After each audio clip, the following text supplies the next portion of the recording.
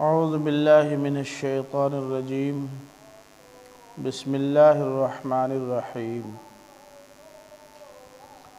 کان الناس امۃ واحدہ فبعث اللہ النبیین مبشرین ومنذرین وانزل معهم الکتاب بالحق لیحکم بین الناس فیما اختلفوا فیہ وما اختلف فيه إلا الذين أوتوه من بعد ما جاءتهم البينات بغيا بينهم فهدى الله الذين آمنوا لما اختلفوا فيه من الحق بإذنه والله يهدي من يشاء إلى صراط مستقيم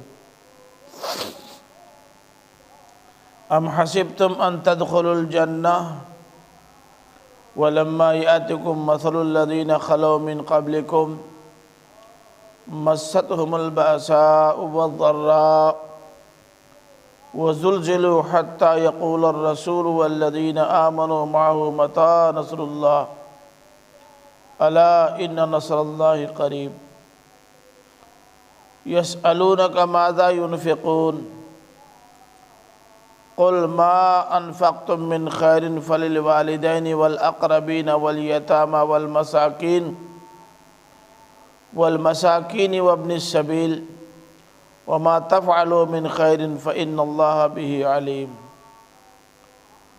كتب عليكم القتال وهو كره لكم وعسى أن تكرهوا شيئا وهو خير لكم وعسى أن تحبوا شيئا وهو شر لكم والله يعلم وأنتم لا تعلمون يسألونك عن الشهر الحرام قتال فيه قل قتال فيه كبير وصد عن سبيل الله وكفر به والمسجد الحرام وإخراج أهله منه أكبر عند الله والفتنة أكبر من القتل ولا يزالون يقاتلونكم حتى يردوكم عن دينكم إن استطاعوا ومن يرتد منكم عن دينه فيمت وهو كافر فأولئك حبطت أعمالهم في الدنيا والآخرة وأولئك أصحاب النار هم فيها خالدون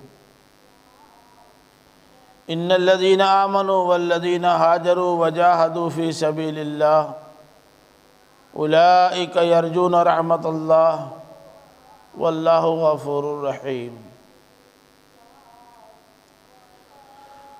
پیچھے اہل ایمان کے ساتھ ساتھ بلکہ اہل ایمان کے ساتھ کفار اور منافقین نے جو مذاق اور استہزاء کا انداز اختیار کر رکھا تھا اس کا ذکر ہوا۔ اب آگے اہل ایمان سے خطاب کرتے ہوئے یہ بتایا جا رہا ہے کہ تمہارا جو موقف ہے وہی حق اور درست ہے، اس لیے تمہیں زیادہ پریشان ہونے کی ضرورت نہیں ہے، تم اطمینان رکھو کہ حق بہرحال غالب آ کے رہتا ہے۔ اسی حوالے سے یہ بات فرمائی کہ کان الناس امۃ واحدہ، کہ سارے کے سارے لوگ ایک ہی امت تھے، اور ظاہر ہے کہ امت سے مراد امت مسلمہ ہی ہو سکتی ہے۔ یہ بات صحیح نہیں ہے کہ یہ امت مسلمہ نبی کریم صلی اللہ علیہ وسلم کے زمانے سے وجود میں آئی ہے۔ پہلے آدمی حضرت آدم علیہ السلام پہلے بشر اور پہلے پیغمبر بھی ہیں۔ آپ کو بحیثیت پیغمبر جو دین دیا گیا تھا وہ دین اسلامی تھا، اور ہمیشہ رسول کے آنے کے بعد جو دین لوگوں کے لیے رہا ہے وہ ایک ہی دین رہا، دین اسلام۔ اسی بنیاد پر اللہ تعالیٰ نے فرمایا ان الدین عند اللہ الاسلام، اللہ کے نزدیک دین تو بس ایک ہے، وہ اسلام ہے۔ سورہ آل عمران آیت نمبر 19 میں اس کا ذکر ہے۔ پھر یہی دین یعنی دین اسلام دین فطرت بھی ہے، انسانی فطرت کے عین مطابق ہے، اور وہ دین جو اللہ تعالیٰ کو محبوب ہو اور مطلوب ہو، اسے فطری ہونا بھی چاہیے، کیونکہ خلاف فطرت جو دین کسی پر لاگو اور نافذ کیا جائے گا، وہ دین لوگوں کو اپنی جانب کھینچ نہیں سکتا۔ اسی حقیقت کا اظہار سورہ روم کی آیت نمبر 30 میں یوں ہوا ہے کہ فطرت اللہ التی فطر الناس علیہا، اللہ کی فطرت ہے جس پر اللہ نے لوگوں کو پیدا کیا ہے۔ تو ظاہر ہے کہ پہلے تو سب ایک ہی امت تھے، سب کا دین دین اسلام تھا، لیکن ہوا یہ کہ لوگوں نے اس دین میں اختلاف کر دیا۔ یہ کان الناس امۃ واحدۃ کے بعد فاختلفوا فیہ محذوف ہے، اور اس محذوف کو آگے کھول بھی دیا گیا ہے اسی آیت میں، ابھی اس پر گفتگو ہوگی کہ لوگوں کا دین تو ایک ہی تھا، لیکن بعد میں لوگوں نے اپنے اپنے مفادات کے لیے اس دین میں اختلاف کیا۔ دیکھیں، کسی مسئلے میں رائوں کا اختلاف غور و فکر کے نتیجے میں سامنے آنے والی رائوں کا اختلاف تو ہو سکتا ہے، اور یہ بری چیز نہیں ہے۔ یہ تو آدمی کے صاحب تدبر اور صاحب فکر و نظر ہونے کی دلیل ہے، لیکن دین جس میں ترمیم اور تنسیخ اور حذف و اضافہ کی اجازت اللہ کے علاوہ کسی کو نہیں، اس دین میں اختلاف کی گنجائش نہیں ہے، اور کوئی اس کے اندر اختلاف نہیں کر سکتا۔ اگر کوئی کرتا ہے تو اس کا مطلب یہ ہے کہ وہ اللہ تعالیٰ کے حق میں مداخلت کرتا ہے، لیکن لوگوں نے کیا۔ تو جب لوگوں نے باہم اختلاف کیا، کسی کی کوئی رائے بنی، کسی کی کوئی رائے بنی، اور دین کے مختلف امور و مسائل کو لوگوں نے اپنے اپنے فکر اور اپنے اپنے خیال کے مطابق ڈھال لیا، تو ظاہر ہے کہ کل تو حق ہو نہیں سکتا تھا، کوئی ایک حق ہے باقی سب گمراہی۔ تو اللہ تعالیٰ نے پھر سے لوگوں کو راستہ دکھانے کے لیے نبیوں کو بھیجا۔ اسی کو یوں کہا فَبَعَثَ اللَّهُ النَّبِيِّينَ مُنذِرِينَ وَمُبَشِّرِينَ وَمُنذِرِينَ۔ جب لوگوں نے اختلاف کر لیا اور دین کا حلیہ بگاڑ دیا، اس کا تیا پانچا کر دیا، اب دین اپنے اصلی روپ میں نہیں رہ گیا، مختلف جماعتوں کی مختلف رائیں بن گئیں، اور یہ فیصلہ کرنا مشکل ہو گیا کہ حقیقی دین کون ہے، تو اللہ تعالیٰ نے تجدید و احیاء دین کے لیے نبیوں کو بھیجا۔ حضرت آدم کے بعد انبیاء آئے، حضرت نوح آئے، حضرت موسیٰ آئے، حضرت ابراہیم آئے، حضرت صالح آئے، حضرت ہود آئے، ایک سلسلہ ہے پورا۔ جب جب لوگوں نے دین حق کو بگاڑا اور اس میں اختلاف کیا، اپنے خیال اور اپنے فکر کے مطابق اس کو مختلف سانچوں میں ڈھالا، تو پھر اس کو ختم کرنے کے لیے اور دین کا اصلی رنگ اور روپ پیش کرنے کے لیے اللہ تعالیٰ نے نبیوں کو بھیجا۔ اور نبیوں نے صرف اتنا ہی نہیں کیا کہ دین میں جو بگاڑ پیدا ہو گیا تھا اس کو انہوں نے واضح کیا اور دین کا حقیقی نقشہ پھر سے پیش کیا۔ اتنا ہی نہیں، ساتھ ہی ساتھ انہوں نے تبشیر اور انذار کا فریضہ بھی انجام دیا، یعنی یہ کہا کہ یہ دین کا حلیہ جو بگاڑ دیا گیا ہے اس کو اللہ تعالیٰ کے حکم سے ہم پھر سے درست کر رہے ہیں۔ اب جو لوگ اس درست دین کو اختیار کریں گے تو ان کو ہم اللہ کے حکم سے جنت کی بشارت دیتے ہیں اور تابناک اور روشن مستقبل کی خوشخبری دیتے ہیں۔ اور جو لوگ دین کی حقیقی تصویر سامنے آ جانے کے باوجود اپنے مفادات کو چھوڑنے کے لیے تیار نہیں ہیں، ان کو بہرحال ان کی خواہش و مرضی کے مطابق فائدہ حاصل ہونا چاہیے، چاہے جائز طریقہ ہو چاہے ناجائز، تو وہ یاد رکھیں کہ اللہ کی گرفت میں آ جائیں گے، بچ نہیں سکتے۔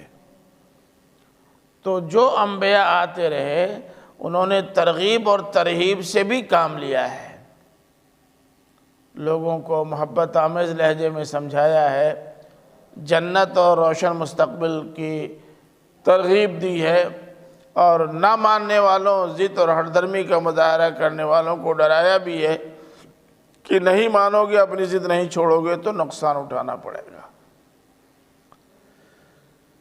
اب جو کچھ ان انبیاء نے بیان کیا، ظاہر ہے کہ وہ حالات سے واقف تھے، اللہ تعالیٰ نے ان کو نبوی ذوق دیا تھا، صحیح چیزوں کا فہم عطا کیا تھا۔ اللہ تعالیٰ کی طرف سے کوئی ہدایت نہ آتی تب بھی ان کا جو ذوق تھا، جو فہم تھا، یا جو وہ فطرت اللہ پر تھے، اس کے مطابق وہ جو رہنمائی کرتے صحیح رہنمائی ہی کرتے۔ لیکن اللہ تعالیٰ نے خود ان کی رہنمائی کا بھی انتظام فرمایا تاکہ ان کو بہت زیادہ تدبر کرنے اور اس میں صحیح اور غلط دونوں اختیار کرنے کی گنجائش نہ رہ جائے۔ چنانچہ وَأَنزَلَ مَعَهُمُ الْكِتَابَ بِالْحَقِّ، اللہ نے ان کے ساتھ کتاب بھی بھیجی، بالحق، بالحق کے معنی، بالحق کے معنی بالعموم دو ہوتے ہیں، ایک تو با مقصد ہونے کا معنی ہوتا ہے اور دوسرے قول فیصل کے ساتھ کا معنی ہوتا ہے۔ یہاں ایسا لگتا ہے کہ قول فیصل کے ساتھ ہونے کا معنی ہے کیونکہ آگے والا ٹکڑا اسی سے مطابقت رکھتا ہے۔ تو اللہ تعالیٰ نے ان کے ساتھ کتاب نازل فرمائی اور کتاب نازل کیا بالحق، فیصلے قول فیصل کے ساتھ، یعنی کتاب جو نازل کی اس میں ٹو دی پوائنٹ ہر بات بیان کر دی گئی تھی، کیا حق ہے کیا ناحق ہے، یہ صحیح ہے یہ غلط ہے۔ کیوں ایسا کیا؟ لِيَحْكُمَ بَيْنَ النَّاسِ فِي مَا اخْتَلَفُوا فِيهِ، تاکہ لوگوں نے دین کے سلسلے میں جو اختلاف کیا ہے اور دین کی تعبیر اور تشریح میں اپنے فکر، اپنے خیال اور اپنی سوچ کے مطابق جو الگ الگ راہیں اختیار کر لی ہیں، یہ کتاب ان کے درمیان فیصلہ کر دے کہ کن کا اختیار کردہ راستہ درست ہے اور کون لوگ ہیں جو برسر باطل ہیں، یہ کتاب بتائے گی۔ ظاہر ہے کہ یہ جو بہت سارے مسالک وجود میں آ جاتے ہیں اور بہت سارے مذاہب وجود میں آ جاتے ہیں، سب کی اپنی اپنی سوچ ہوتی ہے، سب کی اپنی اپنی لائن ہوتی ہے، سب کے اپنے اپنے دعوے ہوتے ہیں، سب یہی کہتے ہیں کہ ہم برسر حق ہیں۔ کوئی چیز تو ہو جو فیصلہ کرے نا کہ کون حق پر ہے کون باطل پر، اور اس کا فیصلہ اللہ تعالیٰ سے بہتر کوئی نہیں کر سکتا۔ اس لیے اللہ تعالیٰ نے جو کتاب بھی بھیجی جس نبی کے ساتھ، اس کتاب نے صاف صاف بتا دیا کہ حق یہ ہے اور باطل یہ ہے۔ دیکھیے اللہ کی کتاب کہیں کہیں تو جہاں ضرورت ہوتی وہاں وہ نام بھی لیتی ہے، فلاں مذہب اور فلاں مذہب اور فلاں مذہب کی کوئی بنیاد نہیں ہے، جہاں ضرورت ہوتی ہے کتاب ایسا بھی کرتی ہے، لیکن بالعموم اصول پیش کرتی ہے کتاب۔ ان اصولوں سے پتہ چلتا ہے کہ کون حق ہے پر ہے اور کون ناحق پر ہے، کیا صحیح ہے کیا غلط ہے۔ ان اصولوں پر جو چیزیں پوری اترتی ہوں وہ حق، اور جو پوری نہ اترتی ہوں وہ ناحق اور باطل۔ تو ان کتابوں نے ایک کسوٹی لوگوں کے سامنے رکھ دی جس کی بنیاد پر یہ فیصلہ آسان ہو گیا کہ صحیح کیا ہے غلط کیا ہے۔ اچھا، جب تک اللہ تعالیٰ کی طرف سے کوئی ہدایت نہیں آئی اور لوگوں نے اپنی سوچ، اپنی سمجھ اور اپنے فکر کے مطابق ایک راستہ اختیار کر لیا، ممکن ہے کہ ایک غلط راستے کو بھی وہ صحیح سمجھتے رہے ہوں، ہو سکتا ہے۔ تو اس طرح کی غلطیاں کرنے والے بڑے مجرم نہیں ہیں، جن کے سامنے گائیڈ لائنز نہ ہوں اور وہ فکر و تحقیق کے نتیجے میں کسی نتیجے پر پہنچتے ہوں، تو ایسے لوگ بہت بڑے مجرم نہیں ہیں، باوجود کہ ہر آدمی کی فطرت صحیح رہنمائی کے لیے کافی ہے، تاہم فطرت کی آواز کو سننا ہر ایک کے بس میں نہیں ہے۔ لیکن جب اللہ تعالیٰ کی طرف سے ہدایت نامہ آ گیا، کسوٹی سامنے رکھ دی گئی، حق اور باطل میں امتیاز کر دیا گیا، اب صرف یہ دیکھنا ہے کہ اس کی روشنی میں حق کیا بنتا ہے اور اس کی روشنی میں باطل کیا بنتا ہے، تو اب حق کو اختیار کرنے اور باطل کو چھوڑنے میں کیا دقت؟ پھر اللہ کی کتاب حق اور باطل میں تمیز ہی نہیں کرتی، حق کا حق ہونا بھی واضح کرتی ہے اور باطل کا باطل ہونا بھی۔ تو یہ حق ہے کیوں، یہ بھی بتاتی ہے کتاب، یہ باطل ہے کیوں، یہ بھی بتاتی ہے کتاب۔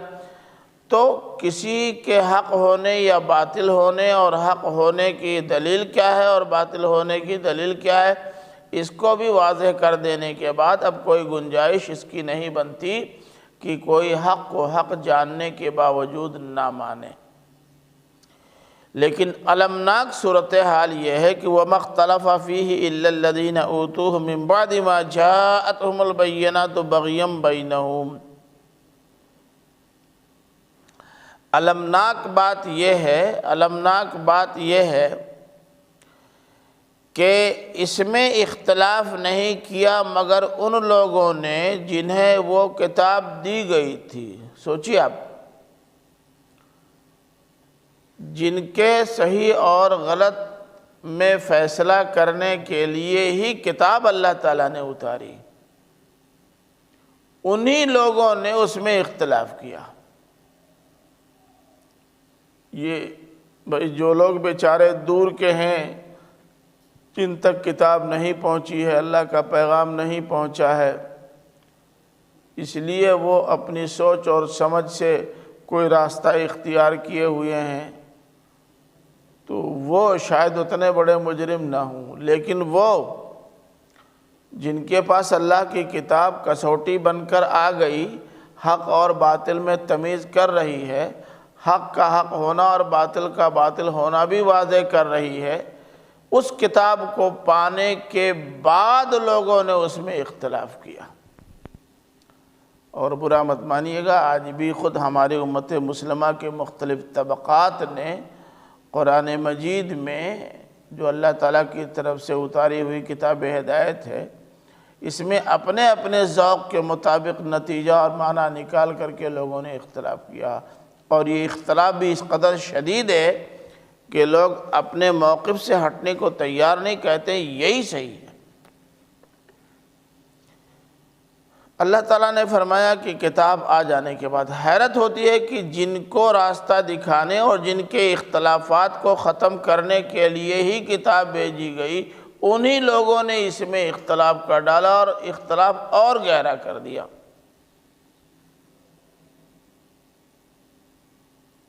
اب آپ سوچیں، من بعد ما جاءتہم البینات سے معلوم ہو رہا ہے کہ اللہ تعالیٰ نے جو راستہ دکھایا ہے وہ راستہ بہت ٹیڑھا اور مغلق نہیں رکھا ہے، مبہم نہیں رکھا ہے، بالکل کھول دیا ہے۔ کیا صحیح ہے کیا غلط ہے، یہ صحیح ہے تو کیوں صحیح ہے، وہ غلط ہے تو کیوں غلط ہے، یہ سب بیان کر دیا۔ من بعد ما جاءتہم البینات، بینات کس کو کہتے ہیں؟ واضح دلائل کو نا، واضح دلائل کو جو بالکل ٹو دی پوائنٹ ہو۔ کیوں ایسا ہوا بھائی؟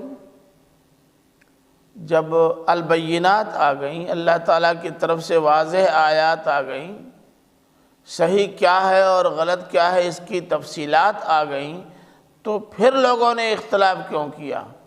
اصل میں اختلاف کی ایک بہت بڑی وجہ ہوتی ہے بغیم بینہم، باہمی ضد۔ آپ دیکھ رہے ہوں گے، اب دیکھیے یہ الیکشن تو آتا رہتا ہے، MP کا الیکشن ہے، MLA کا الیکشن ہے، پردھانی کا الیکشن ہے۔ گاؤں گاؤں میں آپ کو نظر آئے گا کہ لوگ اچھا اور مناسب کینڈیڈیٹ ہونے کی بنیاد پر فیصلہ نہیں لیتے۔ گاؤں میں اگر دو پارٹیاں ہیں اور کسی ایک پارٹی نے کسی اچھے کینڈیڈیٹ کو سپورٹ کر دیا تو دوسری پارٹی یہ جاننے کے باوجود کہ یہ کینڈیڈیٹ اچھا ہے لازماً اس کے خلاف جاتی ہے۔ کیوں؟ بغیم بینہم، باہمی ضد کی وجہ۔ جن کو وہ سپورٹ کریں گے ان کو ہم سپورٹ نہیں کریں گے۔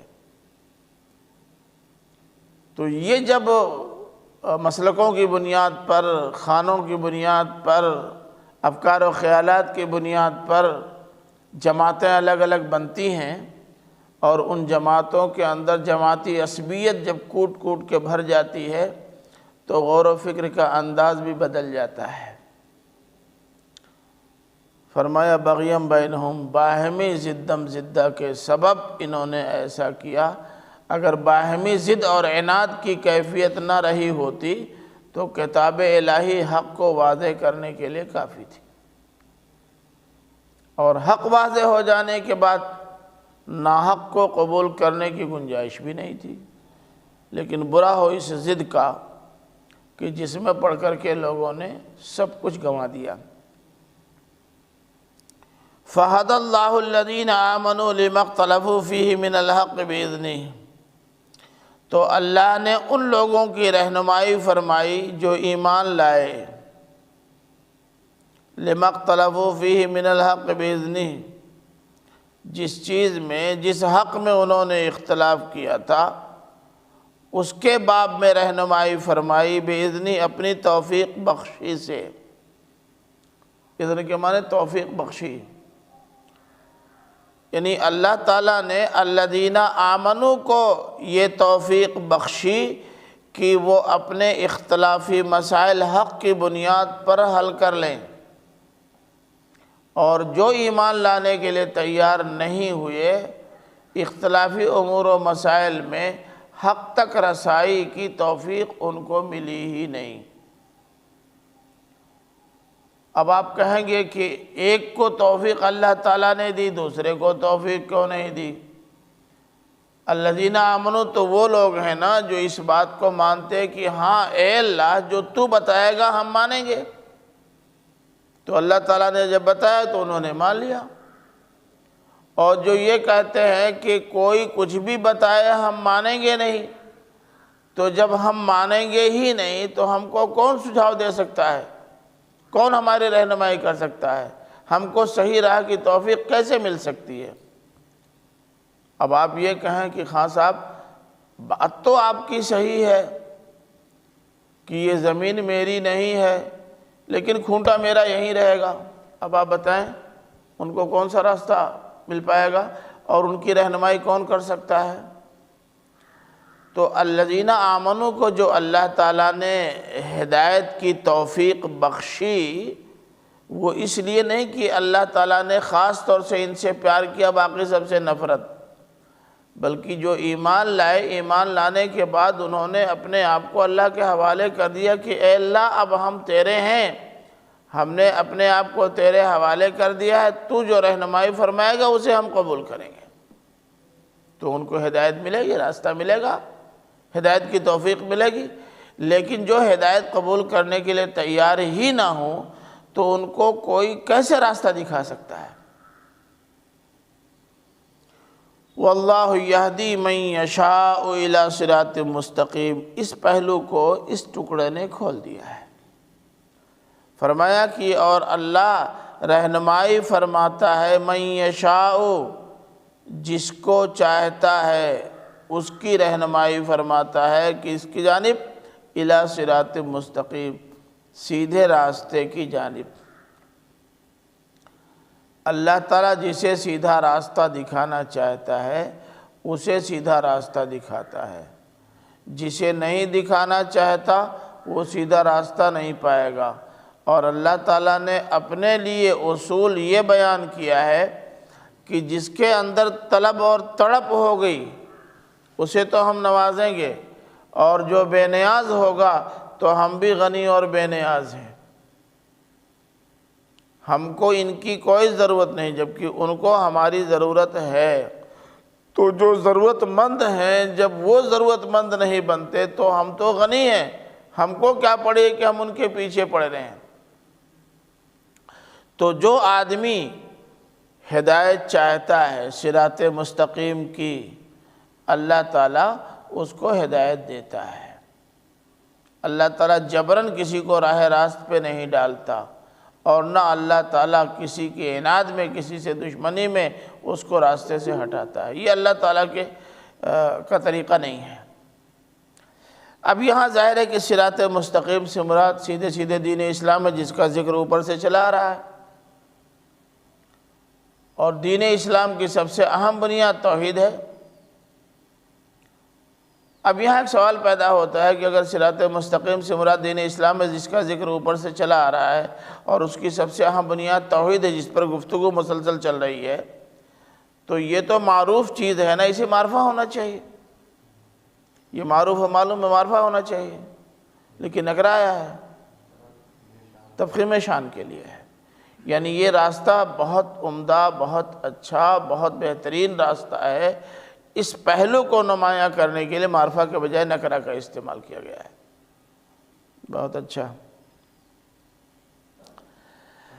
ہاں، انبیاء اور رسول کی آمد ہوتی ہے، وہ جب بگاڑ پیدا ہوتا ہے اس کو ختم کرنے کے لیے۔ ہاں، حضرت آدم علیہ السلام جس ہوتا ہے اس کو سب، میں نے پہلے ہی بتا دیا کہ حضرت آدم علیہ السلام تو پہلے انسان ہیں، تو جب پہلے انسان ہیں تو اللہ تعالیٰ نے انہوں کو نبی اور رسول اس لیے بنا دیا کہ ان سے جو اولادیں ہوں یہ کوئی نہ کہہ سکے کہ ہم تو رہنمائی سے محروم رہ گئے۔ تو پہلے انسان کو نبی اور رسول بنانے کی علت یہ نہیں کہ لوگ بگڑے ہوئے تھے راستہ دکھانے کے لیے، بلکہ اس لیے کہ کوئی شخص بھی ان کی اولادوں میں سے یہ نہ کہہ سکے کہ ہم تو جس پیریڈ میں تھے اس پیریڈ میں کوئی رہنمائی اللہ تعالیٰ کی طرف سے نہیں آئی تھی۔ ابتدا تو ایسے ہی ہوتی ہے نا، پھر بعد میں اصول بدلتا ہے۔ ارے بھائی آپ کی پیدائش ہی دیکھیے دوسرے اصول کے مطابق اس کی ابتدا ہوئی اور بعد میں دوسرا اصول کار فرما ہو گیا۔ آپ کو پہلے اللہ تعالیٰ نے مٹی سے بنایا، اب ایک بار جب بنا دیا تو سسٹم اب دوسرا چلا دیا، اب پھر نطفہ کے ذریعے سے پیدائش کا سلسلہ شروع کر دیا۔ تو ابتدا کا معاملہ بالکل دوسرا ہوگا، لیکن اس کے بعد اصول بنیں گے۔ تو یہ اصول و ضابطہ تو اس کے بعد بنانا، لیکن پہلے ہی شخص کو اگر رہنمائی اللہ تعالیٰ کی طرف سے نہ ملی ہوتی تو خود ان کو بھی اور ان کی اولادوں کو بھی یہ کہنے کا حق تھا کہ ہم چونکہ آسمانی ہدایت سے محروم رہے، اس لیے اگر ہم بھٹک گئے تو زیادہ بڑے مجرم نہیں ہیں۔ جی، جہاں انبیاء اور رسول نہیں پہنچے، ان کی ہدایت نہیں پہنچی، تو وہاں ان سے دین فطرت کی بنیاد پر ہاں سوال ہو سکتا ہے۔ نہیں، دیکھیے اللہ تعالیٰ نے انبیاء اور رسول تو لِكُلِّ قَوْمٍ ہاد، ہر قوم میں ہادی بھیجا ہے، رہنما بھیجا ہے، اس لیے کوئی قوم یہ نہیں کہہ سکتی کہ ہمارے درمیان کوئی رہنما نہیں آیا۔ اب اگر کسی میں دو رہنماؤں کے درمیان فاصلہ لمبا ہو گیا، پیریڈ بڑا ہو گیا، تو یہ پیریڈ بڑا یا چھوٹا ہوا ہے اس بنیاد پر کہ ان کو کتنا بڑا پیریڈ چاہیے، اس کی بنیاد پر۔ مولانا عاصم صاحب کسی کو 10 منٹ، کسی کو 20 منٹ، کسی کو آدھا گھنٹہ، کسی کو گھنٹہ بھر دیتے ہیں، کیوں؟ کوئی وجہ ہوگی نا۔ اصل میں اب دیکھیں مثلا بنی اسرائیل اور بنی اسماعیل کو دیکھ لیجئے۔ بنی اسماعیل میں وہ خباثت، وہ شرارت کبھی آئی ہی نہیں جو بنی اسرائیل میں رہی، تو زیادہ ضرورت تھی بنی اسرائیل کو بار بار رہنمائی فراہم کرنے کی تاکہ وہ بھی بگڑنے نہ پائیں۔ یہ بالکل ایسے ہی ہے جیسے ایک باپ کے دو بیٹے ہوں، ایک زیادہ بدمعاش ہو اور ایک ٹھیک ٹھاک ہو، تو بدمعاش کی طرف زیادہ توجہ دیتا ہے ٹھیک ٹھاک کے مقابلے میں۔ اس کا یہ مطلب نہیں کہ اس کو چاہتا ہے اس کو نہیں چاہتا، اس کو اتنی نگرانی کی ضرورت نہیں ہے لیکن اس کو بہت زیادہ نگرانی کی ضرورت ہے، تو اس لیے ادھر توجہ زیادہ ہو جاتی ہے، بس اتنا ہوتا ہے۔ لیکن کوئی قوم ایسی نہیں گزری ہے جن میں کوئی رہنما نہ آیا ہو۔ ضرورت ہوئی بار بار لانے کی، جلدی جلدی لانے کی، تو جلدی جلدی آئے۔ ضرورت ہوئی دیر تک ان کو موقع فراہم کرنے اور ان کو اپنے فکر و خیال کے مطابق چیزوں کو تلاش کرنے کا موقع۔ اب دیکھیے بنی اسماعیل میں ایک طویل عرصے تک کوئی نبی نہیں آیا، اور اس عرصے میں بنی اسرائیل کے درمیان سینکڑوں بھی آ گئے، لیکن بنی اسرائیل میں جس طرح ایک طبقہ تھا جو حق کا متلاشی تھا، اور جہاں ان کو حق ملتا تھا اس کو قبول کرنے کے لیے وہ تیار رہتے تھے، ایک چھوٹا سا طبقہ، لیکن ایک بڑا طبقہ اتنی تمام ہدایات اور رہنمائیوں اور توجہ اور عنایتوں کے باوجود بھی اپنی شرارت پہ اڑا رہا۔ ان کے مقابلے میں بنی اسماعیل کو دیکھیے کہ اتنا لمبا عرصہ بغیر نبی اور رسول کے ان کے درمیان گزرا ہے، لیکن اس کے باوجود اللہ کے رسول صلی اللہ علیہ وسلم کی بعثت کے زمانے میں کیا سینکڑوں ایسے لوگ موجود نہیں تھے جو جانتے تھے کہ بت پرستی غلط ہے، وہ اس کو کسی بھی قیمت پر قبول کرنے کے لیے تیار نہیں تھے، حق کیا ہے اس کو تلاش کر رہے تھے، ایسے ہی جیسے بنی اسرائیل کا وہ طبقہ حق کیا ہے اس کو تلاش کر رہا تھا۔ معلوم یہ ہوا کہ ادھر اگر اتنی توجہ نہ دی گئی ہوتی تو یہ اور برباد ہو گئے ہوتے، اور بغیر توجہ کے اتنا لمبا عرصہ گزرنے کے باوجود متلاشیان حق کی ایک جماعت بہرحال موجود رہی ہے۔ تو اس لیے فرق ہوتا ہے قوموں اور قوموں میں۔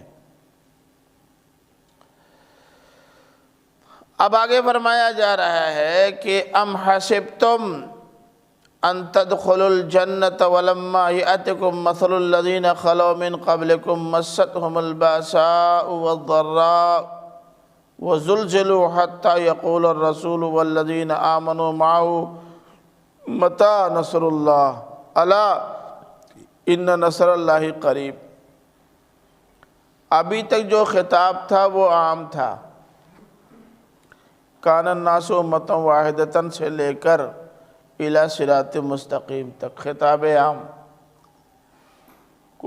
کفار اور مشرکین بھی مخاطب، منافقین بھی مخاطب، اور مومنین صادقین بھی مخاطب۔ اب اللہ تعالیٰ نے اصول سب کے سامنے رکھ دینے کے بعد اس عہد کے کفار و مشرکین کی طرف سے مسلمانوں کی ایذا رسانیوں کا جو ایک سلسلہ چل پڑا تھا، اور جس کے بعد بعض مسلمانوں کا خیال یہ تھا کہ جب ہم اللہ کے لیے اٹھ کھڑے ہوئے ہیں تو اللہ تعالیٰ کو اتنی ساری آزمائشوں میں نہیں ڈالنا چاہیے، بلکہ اب ہماری مدد کرنی چاہیے اور ان شر پسندوں کا سر کچلنا چاہیے۔ ٹھیک ایسے ہی جیسے آج دنیا میں ہزاروں مسلمان جو برسر ہدایت ہیں وہ آزمائشوں کا یہ سلسلہ دیکھ رہے ہیں، تو کہتے ہیں کہ بھئی بہت لمبے عرصے سے آزمائشیں چل رہی ہیں، اب تو اللہ تعالیٰ کو ان بدماشوں کو سزا دے ہی دینی چاہیے۔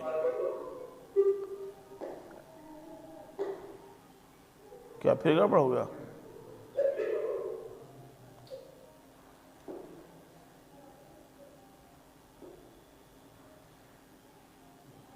اللہ تعالیٰ کو اب ان لوگوں کو سزا دے ہی دینی چاہیے۔ اس زمانے میں بھی عہد نبوی میں بھی مسلمانوں کا ایک بڑا طبقہ تھا جس کا خیال یہ تھا کہ جب ہم اللہ کے لیے ہیں اور اللہ تعالیٰ نے ہم کو آزما بھی لیا اور دیکھ لیا کہ ہم اس کا در چھوڑ کر کہیں جانے والے نہیں ہیں، تو اب تو ان بدماشوں کا ہاتھ توڑ دینا چاہیے۔ اللہ تعالیٰ نے جو آزمائشوں کا تسلسل قائم کر رکھا تھا اس کی علت بیان کی ہے۔ فرمایا ام حسبتم ان تدخلوا الجنہ، کیا تم نے یہ گمان کر رکھا ہے کہ تم جنت میں جا براجو گے؟ ولما یأتکم مثل الذین خلوا من قبلکم، جبکہ ابھی تمہارے پاس ان لوگوں کی مثال آئی ہی نہیں، ان لوگوں جیسے حالات آئے ہی نہیں جو تم سے پہلے گزر چکے ہیں، جن کو الباسا اور الضراء میں پیچھے بتا چکا ہوں کہ جسمانی آزار اور مالی مشکلات دونوں کی تعبیر کے لیے ہے یہ۔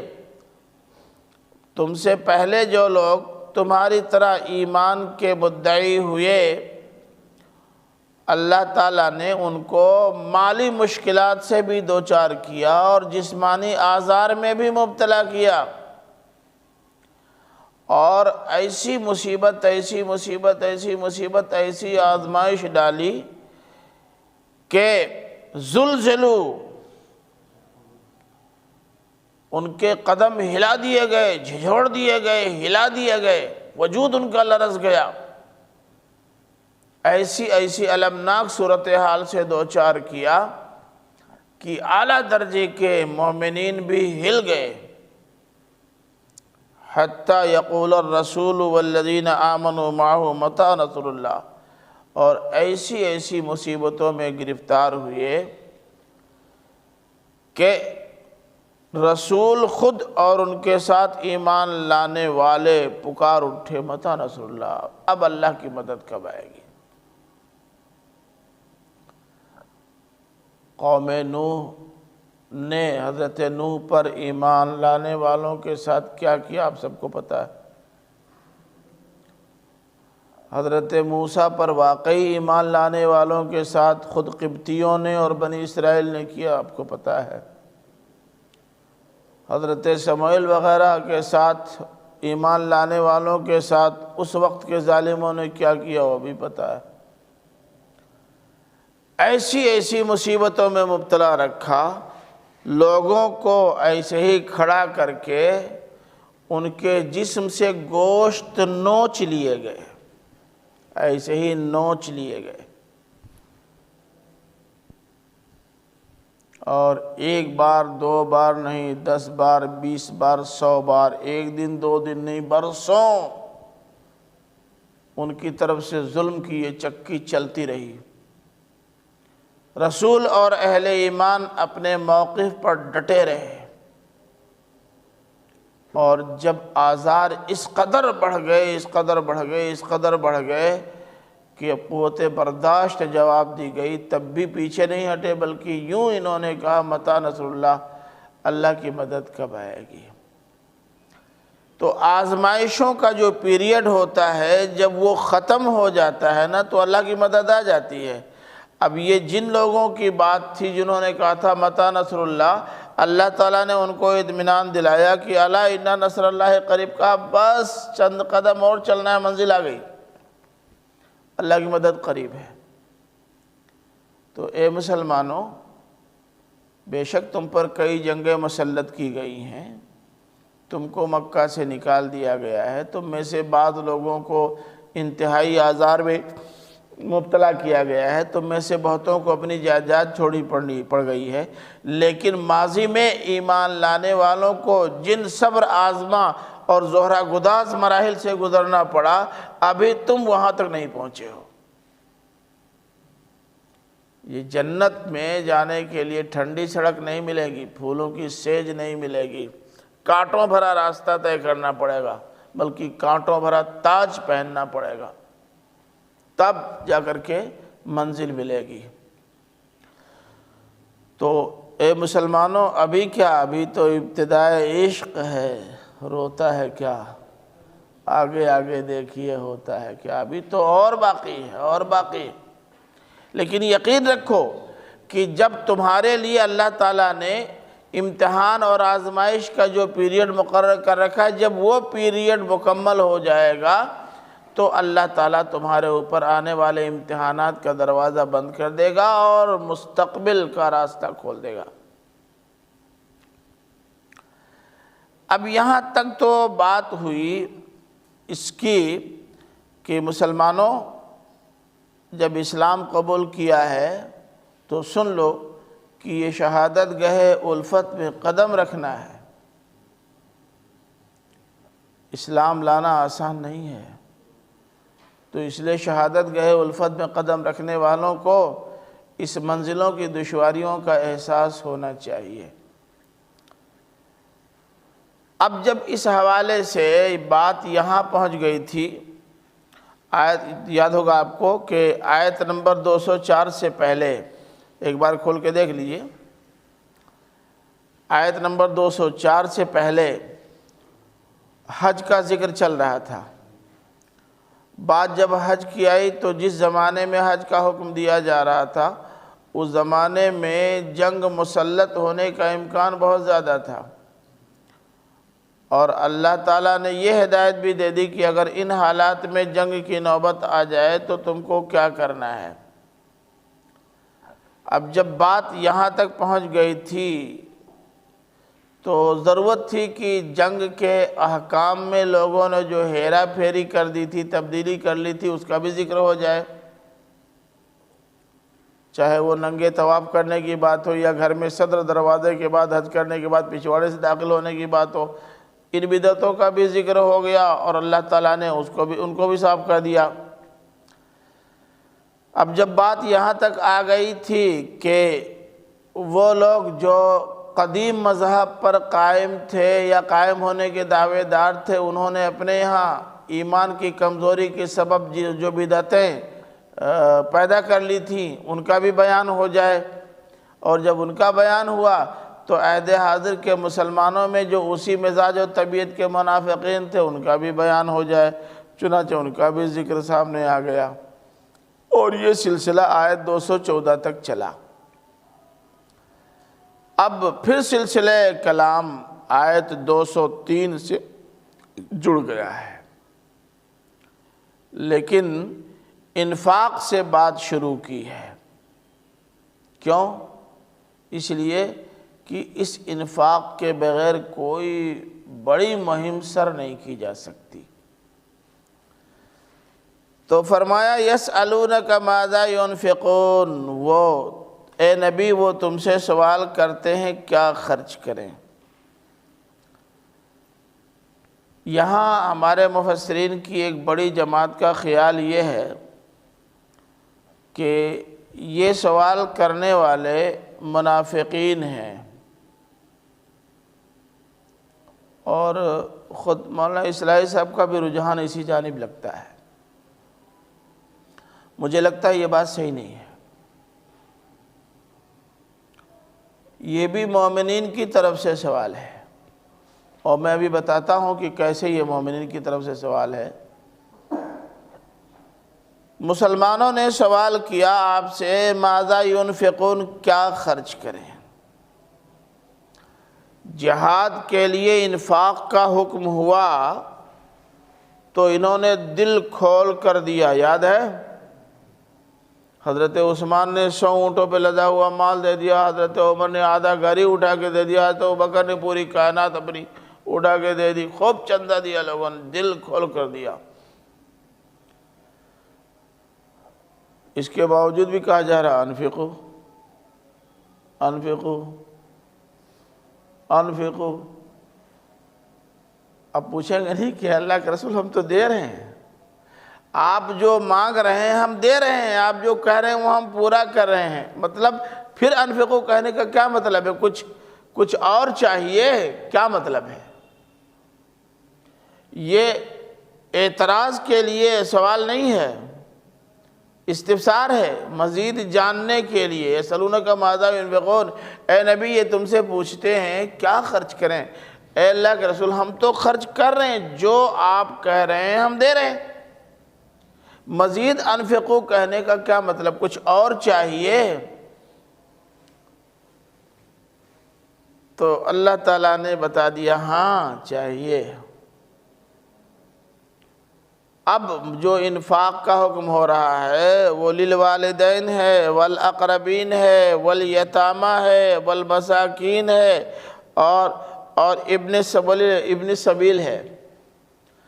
تم خرچ کر رہے ہو، خوب خرچ کر رہے ہو، مگر اے مولوی صاحب کل اٹھا کر کے دے رہے ہو جہاد کے لیے، ابا اماں کی فکر نہیں ہے، سماج کے یتیموں کی جو کفالت تم کر رہے تھے ادھر سے توجہ کمزور ہو گئی ہے، مسکینوں کی مسکینی کو دور کرنے کا داعیہ سرد پڑ گیا ہے،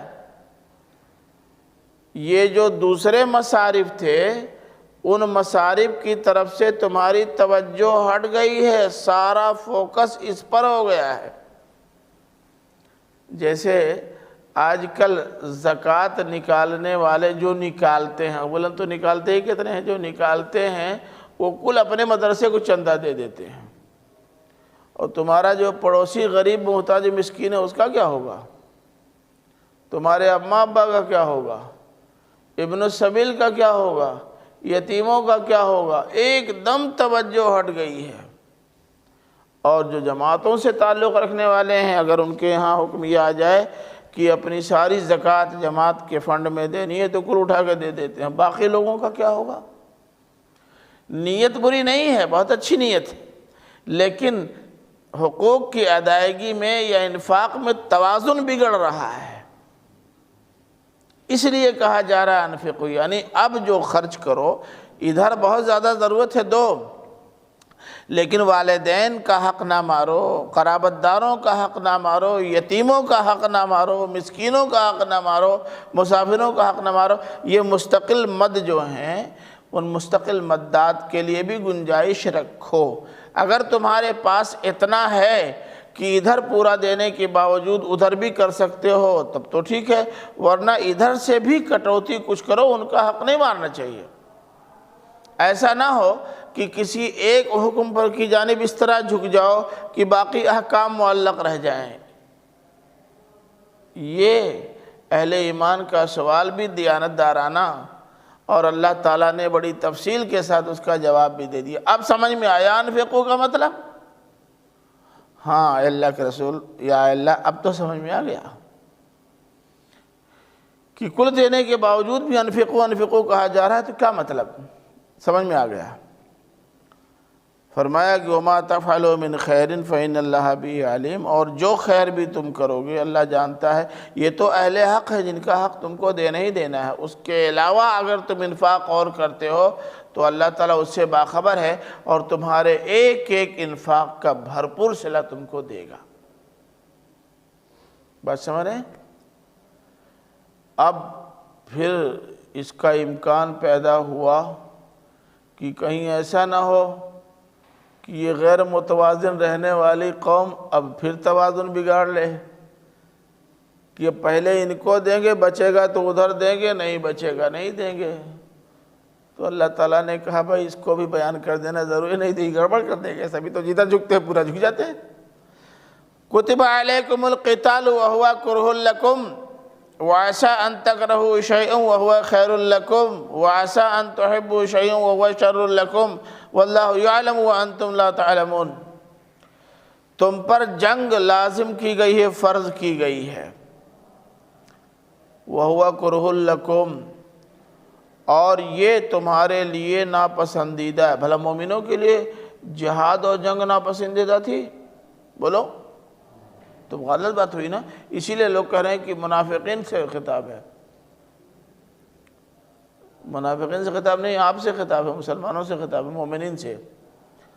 مومنین کو جنگ میں کوئی دقت نظر نہیں آ رہی تھی اور جنگ کو ناپسند نہیں کر رہے تھے، بلکہ اللہ تعالیٰ کی ہدایت کے باوجود اور اجازت کے باوجود محترم مہینوں میں جنگ کرنے سے اب بھی ان کو پریشانی ہوتی تھی، کھٹک یعنی حکم اجازت تو ہو گئی، جب اجازت ہو جائے تب کوئی دقت نہیں رہ جاتی، لیکن حکم تو ہے نہیں، اجازت نہ ہے۔ تو اس اجازت کے باوجود ان کو لگتا تھا کہ محترم مہینوں کا احترام بہرحال ملحوظ رکھنا چاہیے، پامال نہیں ہونے دینا چاہیے، کیونکہ اگر مسلمان بھی محترم مہینوں کا احترام ملحوظ نہ رکھ سکیں تو کن سے توقع کی جا سکتی ہے۔ تو باوجود کہ اجازت اللہ تعالیٰ کی طرف سے مل گئی تھی، لیکن ان کو عمل درآمد میں تکلف تھا۔ اب آپ یہ کہیں گے کہ بھلا مومنین صادقین تکلف کرتے ہیں؟ ہاں یہ مولوی صاحب تکلف کرتے ہیں۔ صلح حدیبیہ کے موقع پر ابو بکر، سنو میں آئینہ دکھاتا ہوں، صلح حدیبیہ کے موقع پر اللہ کے رسول صلی اللہ علیہ وسلم نے اللہ تعالیٰ کے حکم سے کہا تھا کہ یہیں قربانی کر دو نا۔ بھلا بتاؤ رسول اور اللہ تعالیٰ اجتہاد میں غلطی کر سکتے ہیں؟ لیکن لوگوں نے مانا حکم. بولے جن لوگوں نے اعتراض کیا ان میں حضرت عمر بھی شامل تھے. کیا مطلب؟ ان کے ایمان میں شبہ تھا. حکم آ جانے کے بعد عمل درآمد کرنا چاہیے، لیکن اگر کھٹک ہو تو اللہ اور اس کے رسول کے سامنے نہیں رکھیں گے تو کہاں رکھیں گے؟ تو اللہ کے رسول صلی اللہ علیہ وسلم نے جب ایک بار، دو بار، تین بار کہا اور کسی نے قربانی نہیں کی تو آپ کی زوجہ محترمہ نے کہا کہ اللہ کے رسول معاملہ جذباتی ہے، اور ایسے موقعوں پر بڑی آسانی کے ساتھ لوگ عمل درآمد نہیں کریں گے، خاص طور سے ایسے موقع پر جبکہ لگ رہا ہو کہ مسلمان یہاں دب کر کے صلح کر رہے ہیں. کہا میری رائے یہ ہے کہ آپ آگے اٹھیے اور خود اپنے ہاتھ سے اپنی قربانی کر دیے، ابھی لوگ آپ کی اتباع میں کرنے لگیں گے. چنانچہ یہی کیا. تو یہ کرہ لکم اس سے حق میں ہے. جب جنگ لاگو کر دی گئی، جنگ کی اجازت دے دی گئی اور یہ کہہ دیا گیا کتبہ علیکم، کتبہ علیکم، تم پر لازم ہے کہ خانہ کعبہ تک پہنچنے کا امکان پیدا کرو، اور اگر اس کے لیے جنگ کرنی پڑتی ہے تو جنگ کرو. اگرچہ ان مہینوں میں جنگ کرنا تم کو ناگوار خاطر ہے، بار خاطر ہے، لیکن کرو. پھر فرمایا کہ وَعَسَىٰ أَن تَكْرَهُوا شَيْئًا وَهُوَ خَيْرٌ لَكُمْ. بہت زیادہ امکان اس بات کا ہے کہ ایک چیز کو تم ناپسند کرتے ہو حالانکہ وہ تمہارے حق میں بہتر ہو. سنو، یہ محترم مہینوں میں جنگ تمہارے لیے ناپسندیدہ ہے، لیکن ہو سکتا ہے کہ ان مہینوں میں ہماری اجازت اور حکم سے جنگ تمہارے حق میں بہتر ثابت ہو، اور بہتر ثابت ہوئی، راستہ کھل گیا دیر سے. وَعَسَىٰ أَن تُحِبُّوا شَيْئًا وَهُوَ شَرٌّ لَكُمْ. ہو سکتا ہے کہ ایک چیز کو تم پسند کرتے ہو اور تمہارے حق میں بری ہو. اب ان مہینوں میں اگر تم جنگ نہیں کرو گے، یہ جنگ نہ کرنا تمہیں پسند ہے تاکہ محترم مہینوں کا احترام ملحوظ رہ سکے، لیکن یہ تمہارے حق میں برا ثابت ہوگا، یوں کہ موسم نکل جائے گا اور حج سے محروم رہ جاؤ گے، اور آج نہیں کل یا تو اپنی اڑ دکھاؤ گے تب راستہ کھلے گا، ورنہ تم کو واپس ہونا پڑے گا، یہ آگے بڑھنے نہیں دیں گے.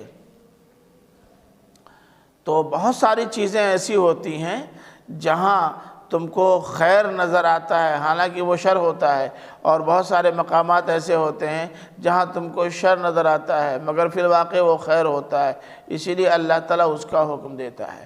تو اب یہاں اپنی سمجھ سے اور اپنی بدھی سے خیر اور شر کا فیصلہ مت کرو.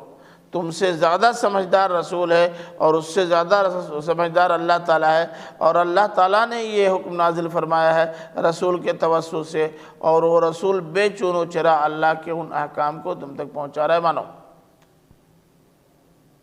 واللہ یعلم وانتم لا تعلمون. اللہ جانتا ہے تم نہیں جانتے. کیا ضروری ہے کہ یہاں مخاطب منافقین ہی مراد دیے جائیں؟ بتائیں. فرمایا یسألون، بس صرف 2 منٹ، ارے تب تو گڑبڑ ہو جائے گا، تھوڑا سا اور بڑھا دیجئے. یسألونک عن الشہر الحرام قتال فیہ. دیکھیے اس پہلو کو کھول دیا. اوپر جو بات آئی تھی نا کہ اے نبی یہ تم سے محترم مہینے کے بارے میں پوچھ رہے ہیں، یعنی محترم مہینوں میں جنگ کے بارے میں پوچھ رہے ہیں. یہ قتال فی اسی کا بیان ہے. تم سے محترم مہینوں میں جنگ کے بارے میں پوچھ رہے ہیں. قل قتال فیہ کبیر. ان سے کہہ دو کہ بلا شبہ اس میں جنگ کرنا ایک بڑا اقدام ہے جو بہرحال اچھا نہیں لگتا. وَصَدٌّ عَن سَبِيلِ اللَّهِ وَكُفْرٌ بِهِ وَالْمَسْجِدِ الْحَرَامِ وَإِخْرَاجُ أَهْلِهِ مِنْهُ أَكْبَرُ عِنْدَ اللَّهِ. لیکن اللہ کی راہ سے روکنا، اللہ کا انکار کرنا، مسجد حرام سے روکنا اور آس پاس والوں کو وہاں جانے نہ دینا، یہ اللہ کے نزدیک زیادہ سنگین بات ہے. بے شک جنگ ایک سنگین اقدام ہے، لیکن اس سے زیادہ سنگین تو یہ سب ہیں. والفتنت، اور یہ سب فتنہ ہے۔ میں پیچھے بتا چکا ہوں کہ دین حق سے جبراً روکنے کے لیے فتنے کا استعمال قرآن مجید میں بہت ہوا ہے۔ میں نے اس موقع پر یہ آیت بھی آپ کو دکھائی تھی۔ فتنہ سے اشارہ قتال فیہ، فتنہ سے اشارہ صد عن سبیل اللہ، فتنہ سے اشارہ کفر بھی، فتنہ سے اشارہ صد عن المسجد الحرام، فتنہ سے اشارہ اخراج اہلہ۔ فرمایا کہ فتنہ جنگ سے یا قتل سے زیادہ بڑا ہے۔ اب دیکھیے، یا تو اللہ کے دین سے جبراً روکنے کو قبول کر لو، اور یا تو ان جبراً روکنے والوں سے جنگ کرنے کو قبول کر لو۔ ان دونوں میں یہ نسبتاً زیادہ آسان ہے بنسبت اس کے، کیونکہ اس کے نتائج زیادہ دور رس اور خطرناک ہوں گے۔ وَلَا يَزَالُونَ يُقَاتِلُونَكُمْ حَتَّى يَرُدُّوكُمْ عَنْ دِينِكُمْ إِنِ اسْتَطَاعُوا، اور یاد رکھو کہ یہ مسلسل تم سے لڑتے رہیں گے یہاں تک کہ وہ تم کو تمہارے دین سے پھیر دیں، اگر ان کا بس چلے۔ حتی الامکان، تمہیں تمہارے دین سے یہ پھیرنے کی کوشش کریں گے۔ تو جب آخر وہ باز نہیں آنے والے ہیں تو اب لڑ کر کے فیصلہ ہی کر ڈالو نا۔ وَمَنْ يَرْتَدِدْ مِنْكُمْ عَنْ دِينِهِ فَيَمُتْ وَهُوَ كَافِرٌ فَأُولَئِكَ حَبِطَتْ أَعْمَالُهُمْ فِي الدُّنْيَا وَالْآخِرَةِ، اور جو تم میں سے اپنے دین سے پھر جائے گا، یعنی جو میں ہدایت دے رہا ہوں اگر اس کو نہیں مانے گا، خواہ مخواہ اس میں اجتہاد کرے گا، تو وہ دین سے پھر جائے گا۔ پھر فرمایا کہ فَيَمُتْ وَهُوَ كَافِرٌ، تو وہ اگر اسی حالت میں مرتا ہے تو وہ کافر ہو کے مرے گا، کیونکہ ہماری ہدایات کو نہ ماننے والا کافر ہے۔ وَأُولَئِكَ أَصْحَابُ النَّارِ، نہیں، فَأُولَئِكَ حَبِطَتْ أَعْمَالُهُمْ فِي الدُّنْيَا وَالْآخِرَةِ، تو ان کے اعمال دنیا اور آخرت دونوں میں اکارت جائیں گے۔ وَأُولَئِكَ أَصْحَابُ النَّارِ، اور یہ ایمان کا دعویٰ کرنے کے باوجود، بہت ساری پابندیاں کرنے کے باوجود بھی جہنم میں جائیں گے، کیا فائدہ؟ ہم فیہا خالدون، مولوی صاحب، اور جو جہنم میں جائیں گے وہیں رہیں گے، باہر نہیں آئیں گے۔ چلو تم لوگ تو اسی پر